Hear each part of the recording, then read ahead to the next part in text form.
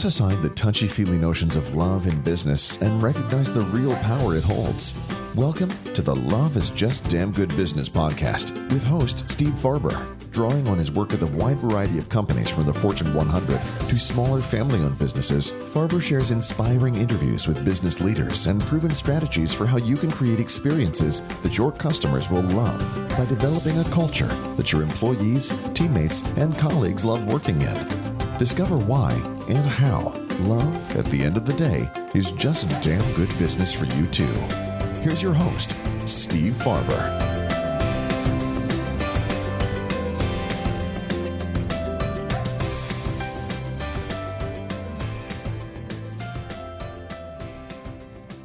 Hi, and welcome to another episode of the Love is Just Damn Good Business podcast. Right. I am your host, Steve Farber. Yay. But you probably already knew that. Awesome. Glenn knew that. Yes, I knew. You knew that as well. I'm very excited about this introduction. Which is why you're here.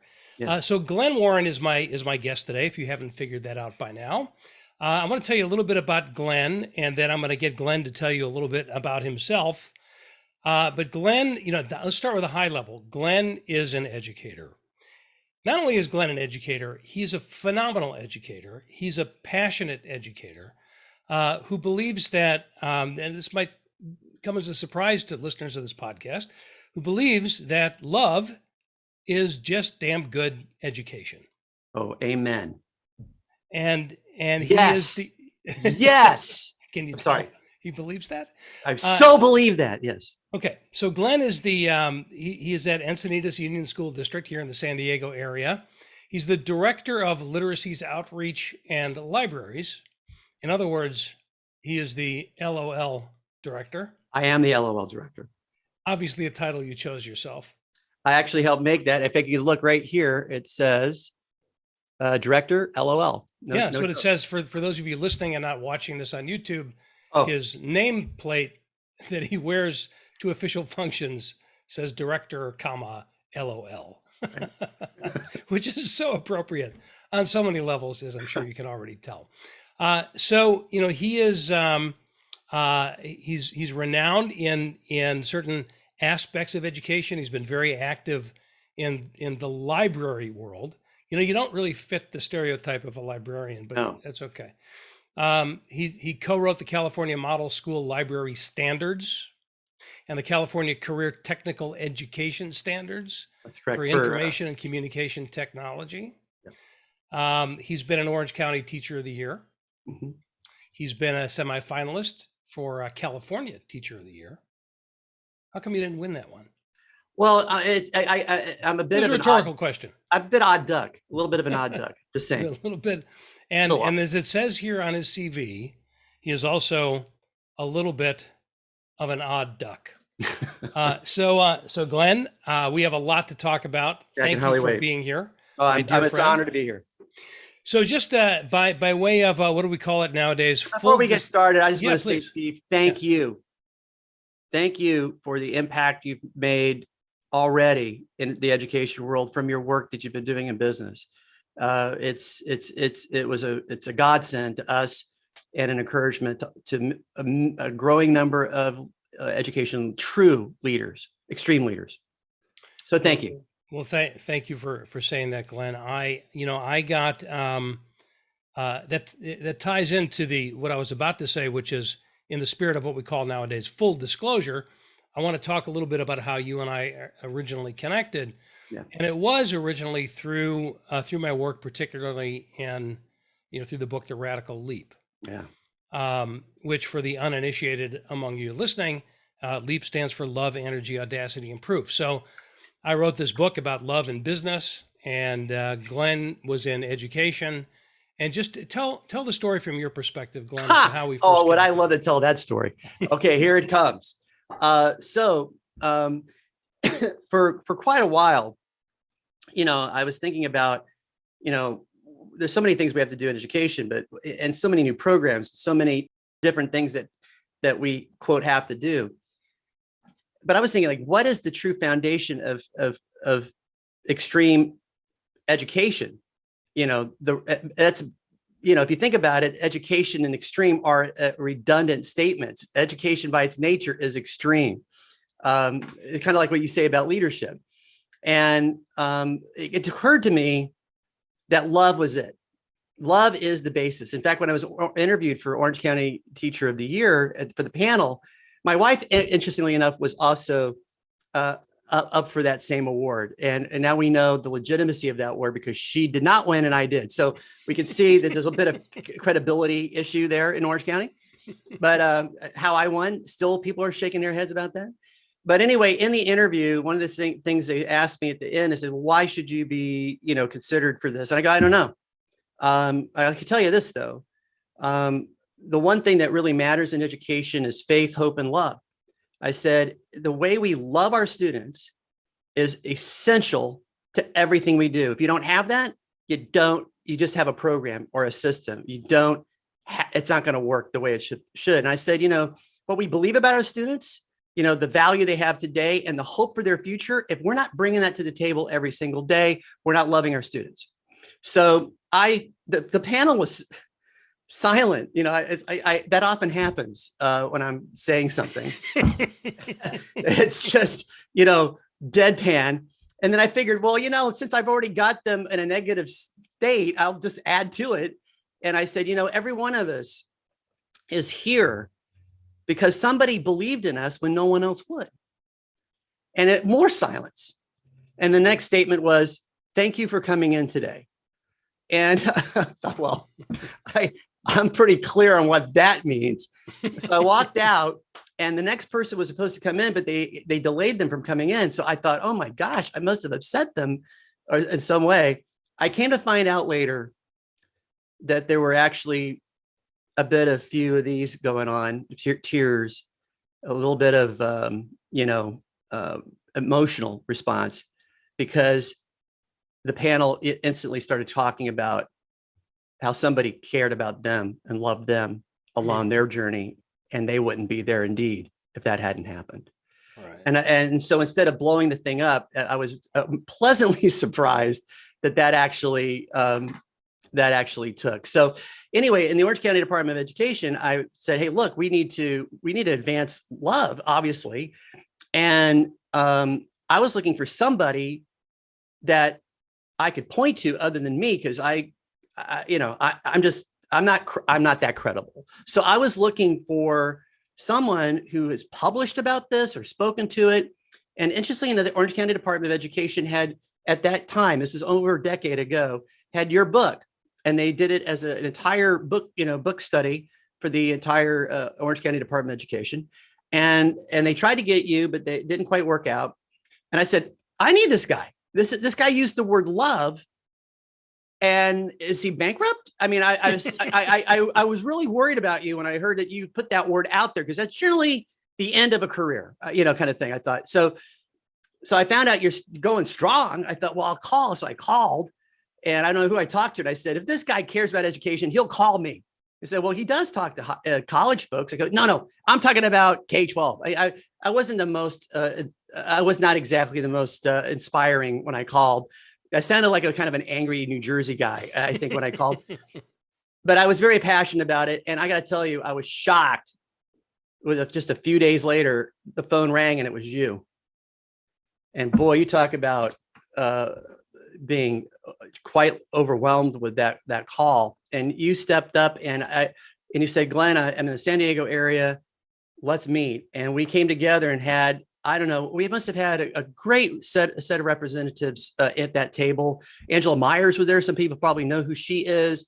We had principals from, not only Southern California, but from around the country. And then we did a special thing at our at Orange County Department of Education. We invited principals to come, and there must have been somewhere between 70 and 100 principals in that meeting with you that day. Right. And it really was meaningful. And I realized then we've got to do something to move this forward. And I had to start thinking, how do we, like you said, love's not just a sentiment, it is a discipline. And how do we get there? What is the basic action? So I had to kind of come up with, okay, how do we get there? And I didn't have that answer at that time. That was over a decade ago. Right. But I think we're getting closer, and I think we're real close to being able to get to the proof piece of the LEAP deal within education. So anyway, that's kind of how it all started. When you say, how do we get there? Right. The there that you're talking about is really kind of operationalizing love in education. Yes. And I'm going to say it this way from me personally. Yeah. When I say the word there, there's two perspectives on there. One is my perspective on there, which is what you said, the operationalizing love with love, energy, audacity, and proof, and all that stands for. But oftentimes in education, for the more general point of view, how do we get there is what we care most about. And in those four letters, what we care most about is the proof. And it's actually a bit of counterintuitive, because what we want most is that proof. But by focusing on proof first, it distorts the whole thing. So when you say proof in education, you're talking about the metrics, the things you can measure. The things that are currently measured. Yes. Like test scores. Primarily test scores and that kind of thing. And things have evolved since we met over a decade ago, where we now see social emotional learning becoming part of it. But if you think about it, the addition of social emotional learning was this add-on that should have been there all along. I mean, why do we need to now add social emotional learning? And we really do need to do that. There's no question about it. But the funny thing about it should never have been an add-on. If we had focused on love first instead of proof first, then what would have happened is we would have already built in as a part of the ecosystem a beautiful support for social emotional learning. That's what we're calling it now. But the social emotional learning is proof to me that there was a problem. And thank God we did something about it as a whole with education and social emotional learning.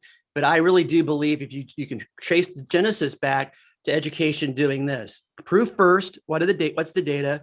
What audacious actions are we going to do to address that proof that we see? Let's get some energy to get going on it, and loving it's optional. And that's how we typically do it in education. And it should be the complete reverse. Start with love and go the other direction.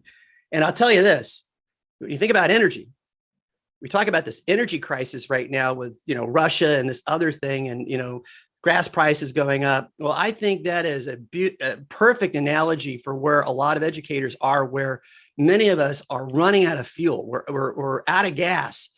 Many are looking at their retirement early. Some of them are traumatized. They just don't have any more bandwidth. And we hear this all the time. If energy is a problem, you're never going to bolster up energy by starting with proof and going the wrong direction. You've got to find what matters to people, what they love. And when that's actualized, then we're going to see this energy crisis that we kind of have within education begin to get diminished. Because once people get back in touch with what actually matters to them, it changes the equation. So what I found really surprising about this, when you and I first started talking, 10 or so years ago, actually a little longer ago than that. Yeah, longer than that. Yeah. Was you said to me something like, hey, if you think love is provocative in business, it's even more so in education. Yeah. And then you followed it up by saying something like, if you don't love kids, what the hell are you doing in education to begin with? That's exactly what I said. That's exactly what I said. Yeah. So the thing that was surprising to me about that is everything. Because as a layperson, in other words, not an educator of children, that was shocking, because it seems like, and I bet this is true for most people who are listening right now who are not educators, they'll be surprised as well. I mean, it just seems fundamentally obvious that teachers should love kids, and that we want our kids to be taught by teachers who love teaching and love the kids. And it's also pretty obvious that is not always the case, right? We've all had to, we've all encountered bad teachers over the years. And I think really, if you were to trace it back, those are teachers who just kind of either got into education for the wrong reasons, because they got summers off, whatever. Or they got into it for the right reasons, but as you said, they ran out of energy, and they got beat up, and some of them became cynical, or just in a survival mode, or just trying to survive. And then, of course, the COVID era kind of exacerbated not all help. of that. Right. So I guess my point is that love is radical in the field of education.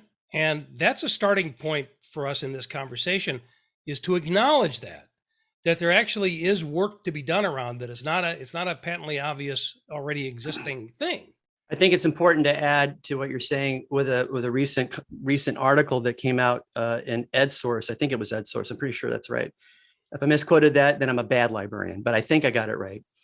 And that it says the headline was teaching is a work of love, and in that they crossed out a work of love. The teaching is work. And then the article made the point that, no, I don't need to love my students. I don't need to love my job and love what I'm doing to do my professional work. And I read through this article, and I was taken aback by the fact that this was even published, first of all. But I began to understand that the article's point was that the word have to is used numerous times in the article. Have to is there all the way. And this is a danger point for this conversation that I think needs to be clear. The gift of love in education, I don't want to call it work. It is work, but it's like, hey, I'm going to get married. It's work. I don't think that's generally how it starts, but okay. Yeah, even though it is. I would have to agree. I've been married 32 years, and I can tell you that's absolutely true. But I'm telling you, I don't lead with the idea that this is a job. Right. I lead with the idea that I really want to be with this person, and I love this person. I want to be with them, kind of thing. So the word "have to" then I realized made the article correct. The article was correct. You don't have to. But here's the thing. And education is not good with things that aren't in the have to realm. You have to teach the standard. You have to do these things. You have to get this done. This is not in the have to realm, because the moment it goes into the have to realm, it's corrupt. This is strictly want to, right? So education leaders or superintendents that are listening to this go, we will do this for everybody. Hey, again, you need to understand it's different than any other work you've done.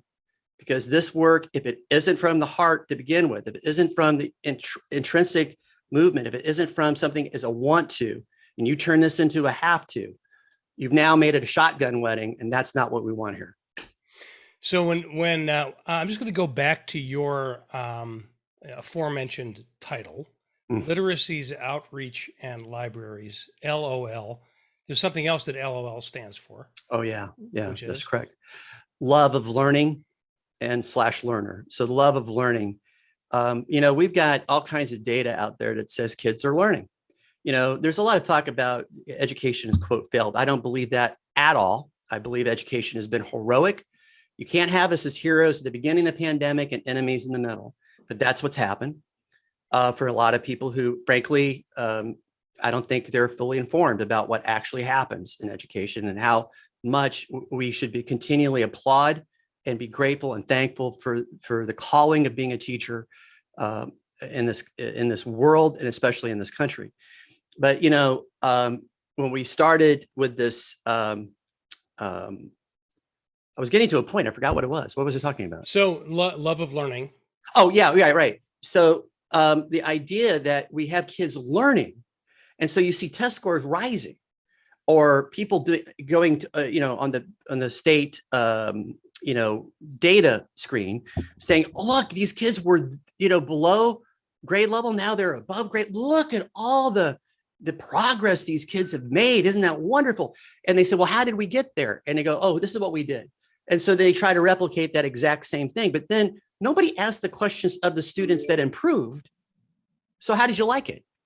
And you get a resounding response across the spectrum. Actually, Gallup did a poll of nearly 1 million kids that talked about this just a few years ago. And that data showed us that, yeah, they may have been learning, but they hated it. And where's our metric on, okay, you advanced, you got better.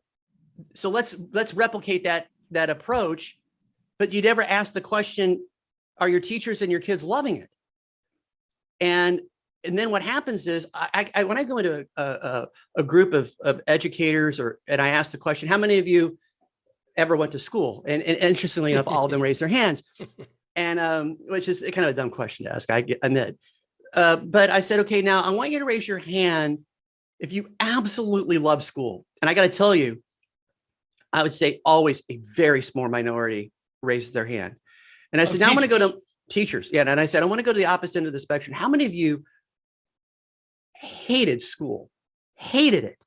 And I use that word very explicitly. And nearly 50% of everybody I talked to, the hands go up, sometimes even more. And I think what happened is they wanted to get into this to help address that issue, but they weren't even clear on what that issue was. So the love of learning is this idea that, like right now, the conversation is, are you a learner? Are you a learner? Teachers should be learners. Kids should be learners. We should be learners together. I agree. But if we're leaving out love in that learning piece, and that's not even being accounted for or even asked, then how are we expecting to have these kids have a lifelong voluntary relationship with learning? Right.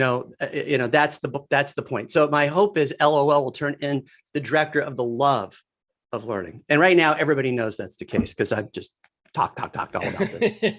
Yeah. So the lifelong implications of that are significant, right? Because if I got great grades and great test scores, hated the process, right? That means I did all of that because I had to. That's it. And then when I don't have to anymore, in other words, I grow up, I'm not in school anymore. I go on. If I don't have to do that stuff anymore, and I always hated it, right, then I won't. Right.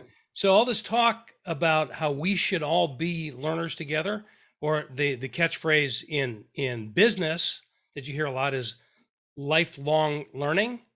Yes, right? We use that here too. Yeah. Leaders need to be lifelong learners. Sure. Well, we get it intellectually, but if we don't have an experience of loving that process just ingrained in us from the time we were kids, it's a lot harder to do. Yes. But man, I'm just trying to imagine, because I'm in that category. If you ask me how I felt about school, I think the last time I loved school, I was probably in like third grade, fourth grade. That's what the data says. It diminishes horribly right after third grade.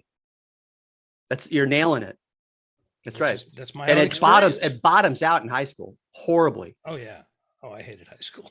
I think you're underscoring the point I'm making. Of course I am. I'd like to point out that you can read and you can write and you can speak. And I think you've even made a living about it. So you clearly got what you quote had to get.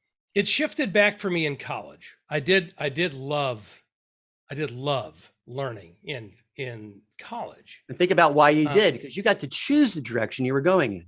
Right. So let's build on that a little bit. So in K through 8.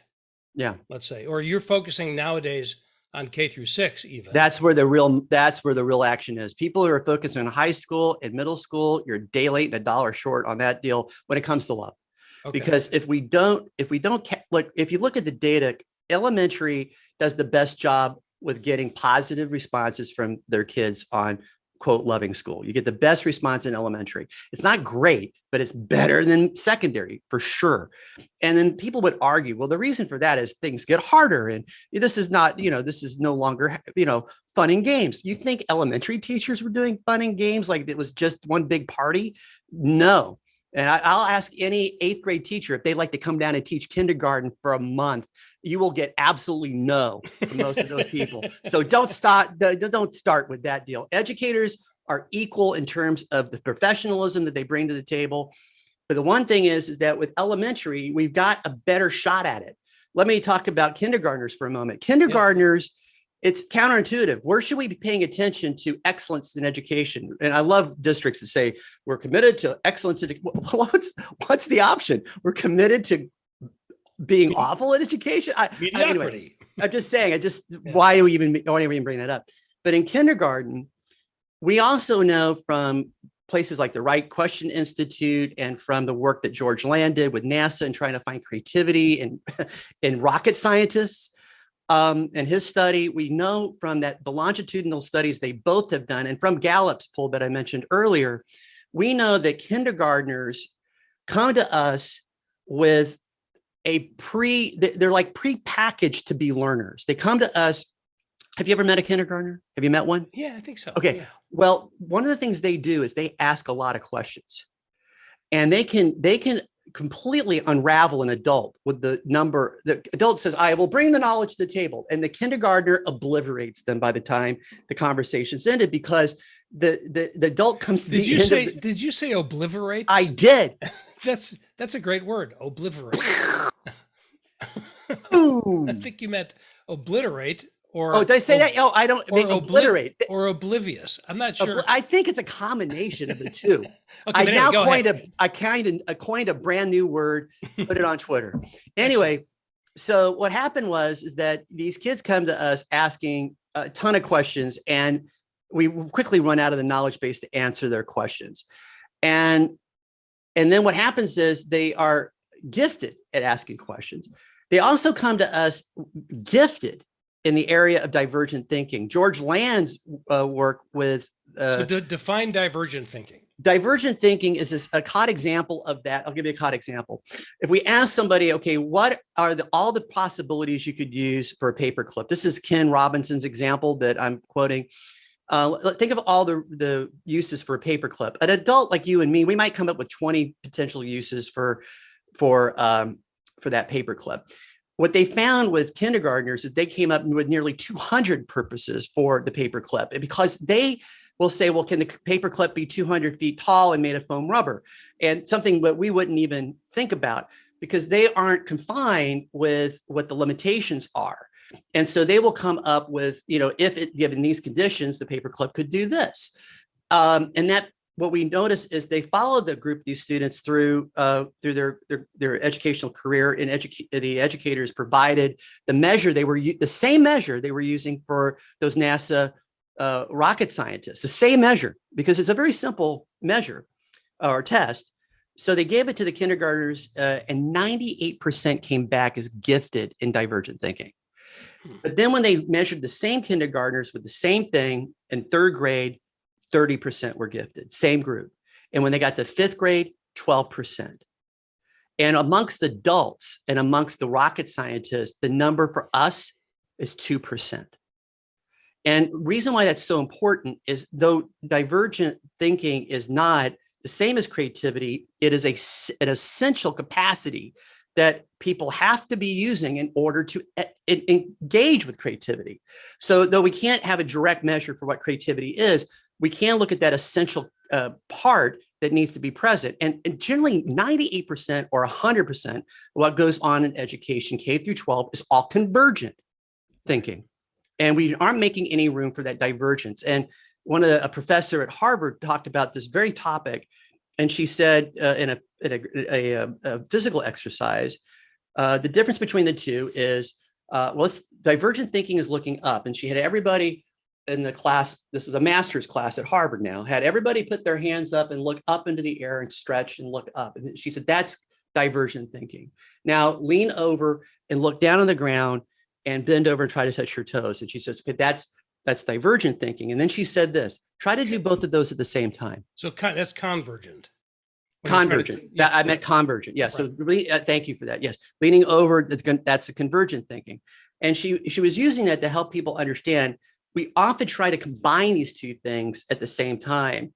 And when you're letting people dream, you need to let them dream. And then you go from there into how you put it all together. But oftentimes we're saying things, well, you can't do that. Or here's the obstacle to getting that done. And so it shuts it down. Same thing with questions. When kids ask questions, they go, well, that's not on point, or that's not helping us get to where we need to be. But then we're killing kids' curiosity. Or go ask your mother. And that goes back to my original coined vocabulary word from earlier. Yes. So in the solution to this, yes, from your perspective, yeah, is about it's in the way that we teach. Yeah. It's about giving kids I'll put it in form of a question. Is it about giving kids more choice as to what they focus on? And well, let's talk about that. That's actually a big conversation in education, where we want to give kids voice and choice. If you ask most educators right now, is that important? You would pretty much get a positive answer on giving kids voice and choice. And yes, it does come down to choice. But here is what it looks like when we start implementing it. Like, we're going to tell you what you're going to learn, but we'll give you a choice of, you can do that in a PowerPoint presentation, you can do that in a website, you can do that in a movie. And that's an improvement over where we've been. But in my world, or the way I look at that is that, hey, I'm going to give you voice and choice. You can have raw broccoli, fried broccoli. You can have steamed broccoli, and you can have some teriyaki sauce on your broccoli. And there's your voice and choice. And the problem with that is that I'm so glad I had choices of broccoli, but the thing that seems to escape us is that you only gave that kid the choice of broccoli. And that's what typically happens when we're standard centric, because I call it, many of us are suffering from post-traumatic standards disorder, where we start with the standard is the first issue of consideration, where the first order of consideration should be the student, and the standard should be the servant of the learning. And sadly, too many times the learning is the servant of the standards. And so it's just backwards. So given that, let's say to expand on that analogy a little bit, let's say the child needs broccoli. Yes. In other words, they need math. They most certainly do. Okay. So what is the alternative to? Well, again, I'm glad you asked. Look, we're not asking, like, going back to convergent and divergent physical exercise I talked about earlier. We're not suggesting that it's only looking up or only looking down. And I'm certainly not suggesting you need to do both those at the same time, because that would be a circus performer, I would imagine, of some sort. And I think, that's not what I'm asking for. But I think what we're talking about here is, when we talk like this, people are seeing it as often a or. Is it this or that? And what we're really talking about is, where is the emphasis going? So, for example, if you're putting the emphasis on the wrong syllable, like standards for a student second, we're not suggesting getting rid of standards we're not even suggesting getting rid of students. We're just simply saying that, where should the emphasis be? And we're suggesting the shift of emphasis should be on the student, not with the getting rid of the standards. In other words, the broccoli. Right. And you're absolutely right. Both have to be in play, but all too often, when we bring up this type of thing, with teachers and going this direction, they're so scared that they're not going to get to all the broccoli. And all the broccoli that has to be eaten, that there's absolutely zero time for this student-centric approach, or they make the student-centric approach an add-on to, like, we're going to do this, we're going to do this later, like a special thing, where it should be part of the entire ecosystem. So what would that look like? So give us an example of what that would look like in a traditional subject or skill that I need to learn. How do we pull all that together? How do you pull all that together? So let's talk. We're talking about now multiple subject areas. So whatever we come up with, it has to be simplistic enough. We're living in a very complex world. So, there's been a lot of books written on this subject, and I don't think as many people that should have read them because they probably didn't have the time. And so we need to make things extremely easy to get your head around. So, and I'll give you that example, but I want to frame this first with the idea of how we made love stand for something to help get teachers' heads around it. And that is, LOVE, LOVE, stands for learning opportunities, valuing everyone. And I think when we talk about some of the equity conversations that have been going on, very necessary. Interestingly enough, what love would have to do with supporting that effort, just to be clear. I think love is you can't get to equity without love, I believe. In other words, it's just mechanical. So we wanted to be sincere, but learning opportunities, valuing everyone, we need to know what kids care about. If we're going to value everyone, we need to know that. And so the way we did it is we came up with the three evidences that have to be present, have to be. Three evidences that have to be present in order to say you're on the road. If you've got the greatest makerspace in the world, if you've got the greatest, programs for science and you've done great work with multi-tier systems to support an ESL. All the wonderful things, all the programs that we have. If you don't have these things, these three things, you're not on the road. So what are those three things? First of all, is the students and teachers, because we're going to add the teachers in there. They count too. We can't leave them out of the equation. Do the teachers and the students in a given classroom ecosystem, are their personal interests, the things that matter to them, their personal identities too, are they visible? Are they heard? Are they experienced? Those three things are really important. Are they seen? Are they heard? Are they experienced? Are they valued? And those things are a moving target. What's especially amongst upper elementary students and junior high students, their love for their greatest celebrity can change from one week to the next. Mm-hmm. And that, by the way, that does matter. That absolutely matters, if that's what matters to them, of course. But the bottom line is that no matter what the interest is, though it can change, is it still visible? And is that respected in the class? That's step one, or part one. Part two, and these are not in order necessarily, are the students' questions. Are students formulating questions that are driving instruction in the classroom? In other words, are the students formulating the questions? The Right Question Institute and Santana from that group came up with something called the question, and Dan Routstein came up with something called the question formulation technique. And now that's catching on. It's catching on with in schools across the country. And they're realizing that when students are formulating the questions, they own it. They own the learning. And what happens is, when are there any questions, and no hands go up, because that framing is, tell us what you didn't learn when I taught you, and we'll help you. Right. And it's almost a shameful thing. Whereas the hunger of learning is questions. So we may be serving up the greatest meal in the world. We keep improving the meals, but we're doing nothing to affect the appetite of the student. And the appetite of learning is questions. So typically the teacher owns the question, like the essential question. What is the essential question? Well, who died and left you boss of the essential question? Honest to God. What? And when we turn kids loose on them formulating the questions, they are now partners in co-creating the learning environment of where they had to go. Now, here's a caught example of what I'm talking about. We had a fourth grade teacher be on with this, get this idea behind them. And there was a third thing, but I left it out. The third thing is how kids connect the required learning to the desired learning. How do they make the meaning? But we'll get to that. So anyway, we were out at a school site, and we heard this mini explosion coming from a classroom, and the board was there. I was there. We got, maybe we should go to that classroom. So we went into that classroom, and what we caught was the teacher had, first day of school, kids sat down. She had these bowls on her desk that had like minorly explosive materials in them. I mean, not like, she didn't have a bomb or something, but it was more like pyrotechnics on the very mild side, right?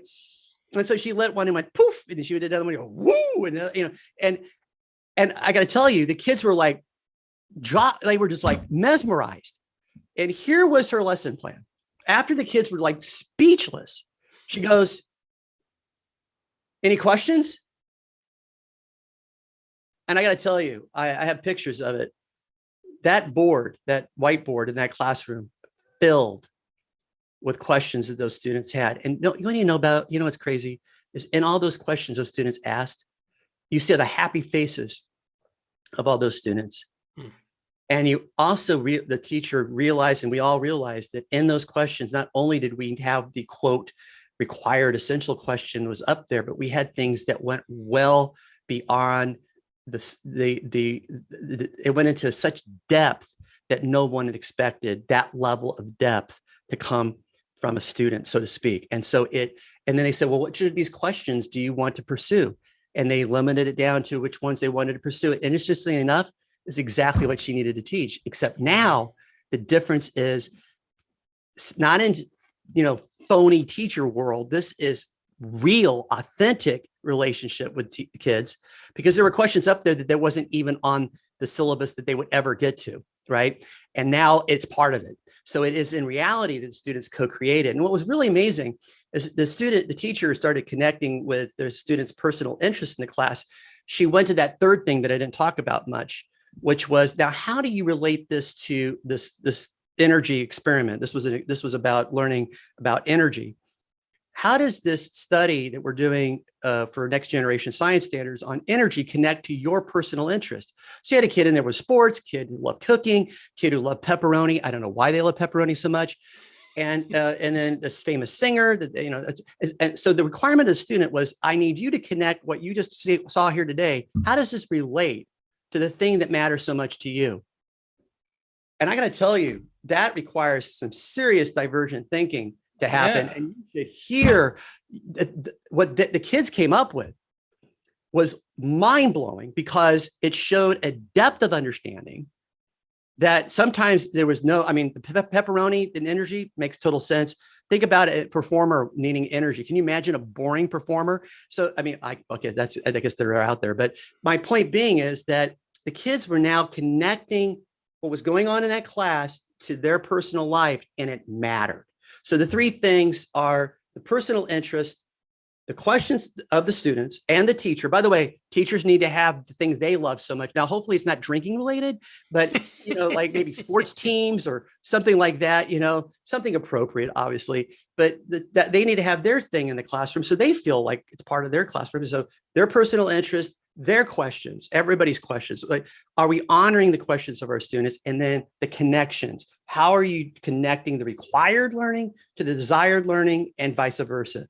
The desired learning to the required learning. And I'm using the desired as a figure of speech to speak to the personal interests and identities of the individual student. So let me feed this back to you and see if I'm visualizing this in the right way. So if I'm a student in that classroom that's doing all these things, first of all, somebody, the teacher, will have asked me, will have been on some kind of a discovery process as to what matters to me. And an ongoing conversation. What am I interested in? Where do I like to spend my time? So if I love, guitar. Yes. And I love soccer. Yes. Then the teacher will know that. Yep. My fellow students will know that. Absolutely. I will know that about them. That's correct. And I will know that about my teacher. That's right. Because we've talked about it and we've explored it. And then it matters. It's not a one-off. It's right. An ongoing conversation. Right. So, and we're the way that I experience that it matters is that you're really interested in that for me, and vice versa. Go figure. Right? Yeah, have you ever been in a bad relationship? The way I think one of the if you've ever been in one, it seems to me the definition of a bad relationship is I care about what I care about. I want you to care about what I care about, and I don't care about what you care about. It seems to me the nature of a bad relationship. Right. Yeah. Yeah. Great point. But then the other thing is that I should, as that student who loves guitar and soccer. Right. And by the way, one of those things I loved and the other I don't care about. But anyway, but the theoretical student here. Yep. Then I should also see that reflected somehow in the physical environment of the classroom. Absolutely. If it's if it's not present, it doesn't matter. Generally, classrooms are shrines to answers only, not to things that are unrelated to what the topic. So it might be a picture that I drew. Yep. It might be something that I brought in. Yep. And it's now stays in the classroom. Yep. A lot of times teachers use stickies on those so that the student has the capacity, like the sticky notes. So the student has the capacity to go up there at any time and change those things, because those interests and identities could shift over time. Okay. So then what happens for me as that student every day that I walk into that classroom? I'm present, and therefore I love it. That's I'm present. I feel heard and seen. And I feel that way about the other kids and the teacher. Yep. So this is a place that it feels like home to me. That's it. Okay. Then the second part Yep. is the subjects that I have to learn Yep. as a student, like math, for example. Yep. When I'm quote unquote taught those things, I need to have the opportunity to ask whatever questions I want to ask about it.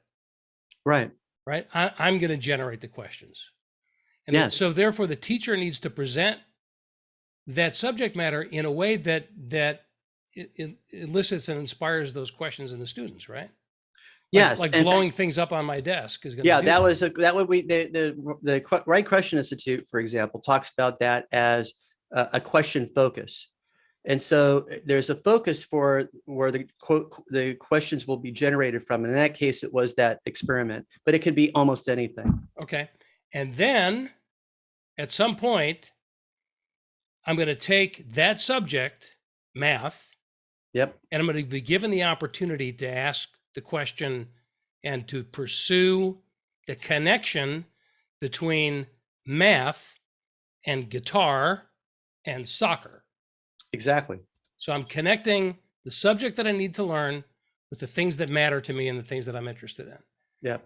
And that makes it relevant and deep on a level that the traditional book learning is never going to get to, because the heart's let me give you an example of that from a high. Did I get that accurately? You nailed it. In fact, actually, we should have you talking about this because people have low tolerance for how long it takes me to explain it.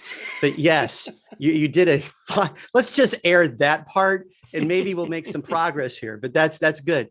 But let me give you an example from the education world about something called close reading.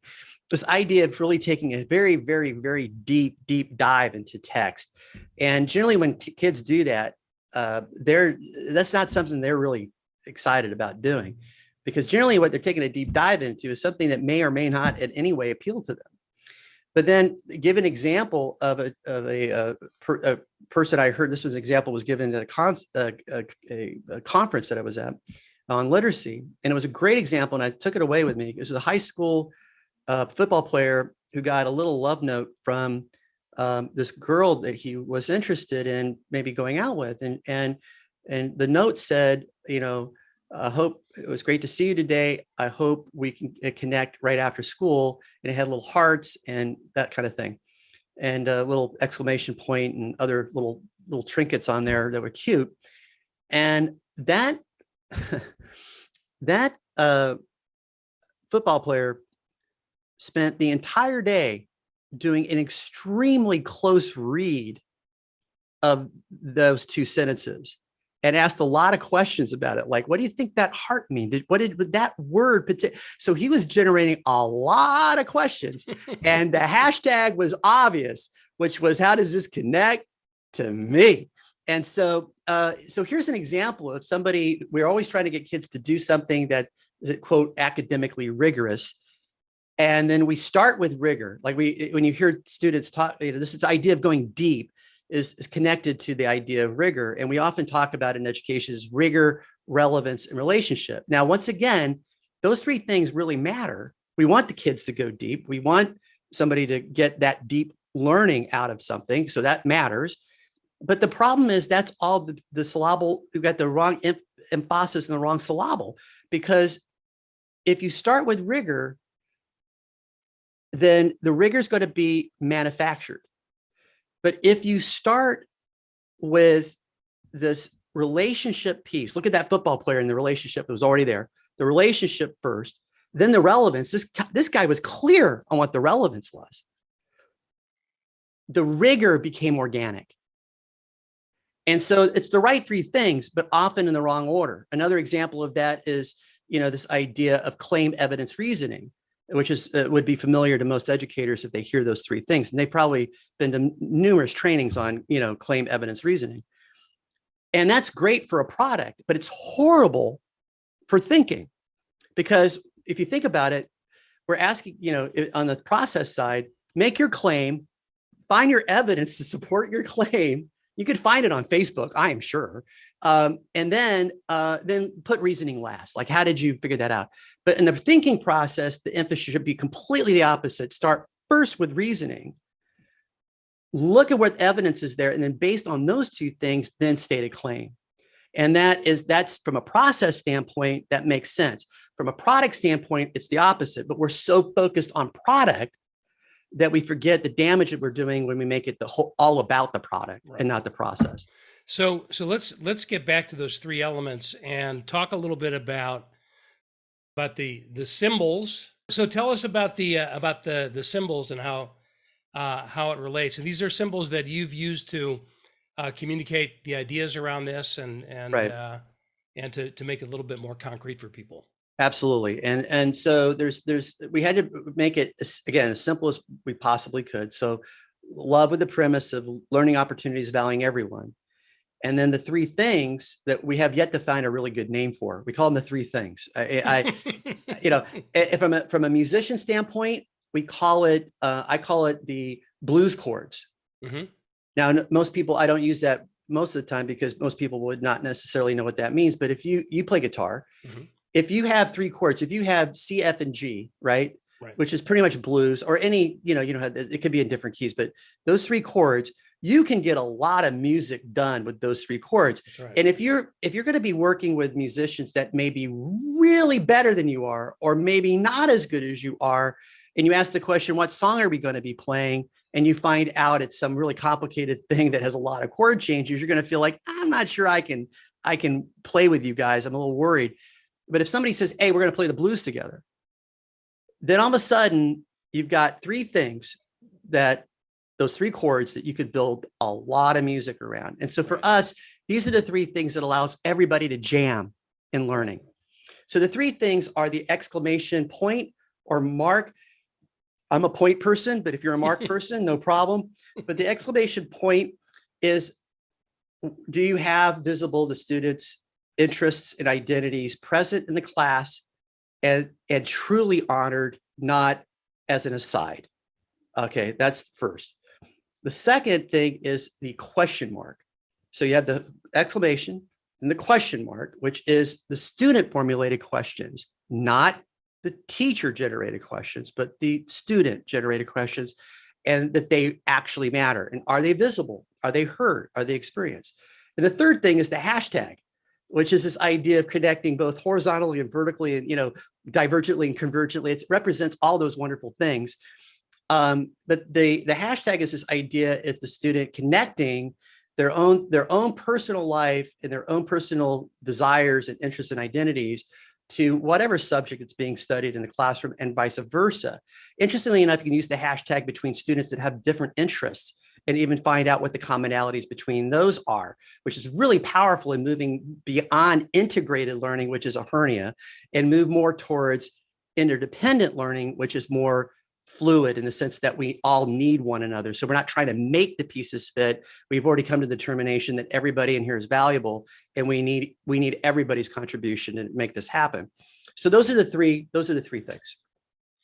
So to me, those are such universal principles that, they're obviously really powerful principles of education. And I just, whenever I talk with an inspiring educator, and fortunately there are a good number of you guys out there, I walk away feeling like, damn, I wish I would have had that experience when I was a kid. I wish Glenn was my teacher when I was a kid. And it also strikes me that these are principles that are valuable in business too. For sure. So I'm thinking, at least I would assume so. I'm going to kind of riff this off the top of my head, but what it reminded me of is when you look at an organization's list of values, mm-hmm, right? Every organization will have their published values. And typically the way those are treated with the employees is the traditional style of teaching, which is, these are our values. Here's the printout, here's the sheet, and that's it. Right? Yes, that's correct. But where's the exclamation mark? So the exclamation mark would be, what's important to you, employee? So if you take this whole conversation, Glenn, about love of learning, kids being given the opportunity to bring themselves and their interest into class, connecting it to the subjects that they're learning. What are the implications of this for all of us in the future? Okay. I can hardly wait to talk about that. Let's talk about the implications for right now, and then let's talk about the implications for the future. Yeah. So let's start with now. First of all, there's been a lot of conversations about equity. And part of that is making sure that everybody is included, that everybody is their identities, the multiple identities that students have. That's the language that we typically are using. From what their gender is or how they identify, their race, frankly, I think all the things we've been talking about, their love, their interest, all of it, I think is all part of that. No one's, if you've had more than one kid, the one thing, if you've had more than one child, son or daughter or binary, non-binary, whatever, your family is, the one thing you can count on, if you've had more than one, they're not the same. So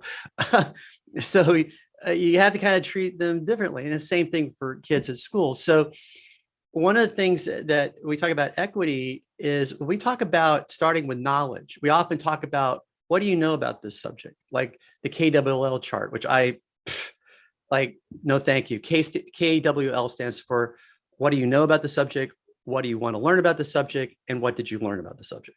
Sounds nice. The problem, though, is you're asking kids for what they know. And you know what? Sometimes kids don't know things.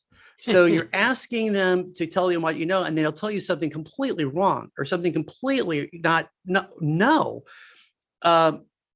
But some would argue that it's okay because they can find out later how wrong they were, which I'm not sure is a great motivator, but that's okay. But when you do these types of things and you say, what matters to you? One of the phrases I use is, what matters to you matters. That's a great catchphrase that we use. When you ask that question, guess what? When students are telling you what they love, what matters to them, what their identities are, they can't get that wrong. They can't be wrong. When you ask them what their questions are, what is it that you want to know? Guess what? They can't be wrong. And when they talk about how this relates to them, they can't be wrong because they're telling. So what's beautiful about this, let's say we had a kid, a student in one of our classes that was in fourth grade. He was already learning calculus. Wow. And they were studying fractions. And it was not the problem I had in school. Just for I would like to also say that's the case. Yeah. I got the trigonometry and went, what? Anyway, so the student had been advanced. None of this was relevant to the student because they were way beyond this. But when we introduced this in that class, what matters to you? We knew what mattered to the student.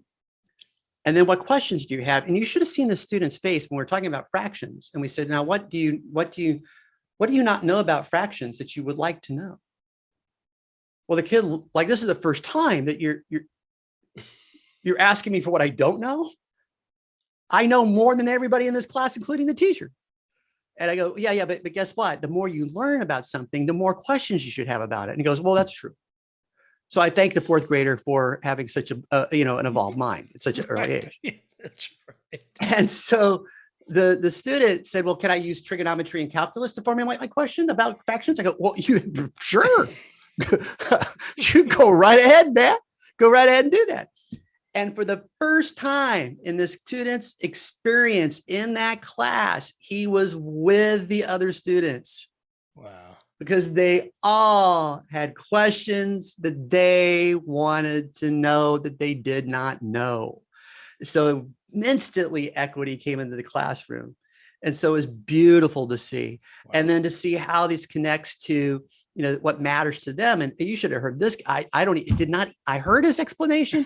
I I cannot repeat what he said not because he said anything profane, but I'm sure what he said was profound, but I just didn't understand. I just sit there and nod and went, that's just beautiful. I'm so glad. Can you draw me a picture? So, one of the implications for right now is the amazing inclusiveness that you're now valuing everybody as a love of learning, right? For the future piece, I'm going to use one pointed example about this that just is one of my things that just gets me riled up. I was in a meeting today that said this thing I hear over and over again. It's been out there. It keeps coming back up. And here's what's being said. Well, 85% or 50% or 70% or 40%. I've heard all kinds of different percents, but they're generally double digits and they're generally over 40. But we'll just cut the difference and say 65%. So I'm not sure where this data is coming from, but I hear it all the time. 65% of the jobs that our students are going to have in the future don't currently exist. And so, and when they say this statement, it's like, aren't I profound in sharing that with you? And it's like, no, you're not. No. You're only expressing the problem. What's the solution? And well, the solution is we're going to help kids connect with the existing jobs of today, which is good. That's a very good step in the right direction. That, let's get some real world experiences and get them connected to, businesses and to people. That's great. But what about those 65% of those jobs that currently aren't there? What are you doing about that? And so to get students prepared to be the creators of those new jobs, you're not going to prepare those students with the traditional as well. Prepare those students as well in the current climate.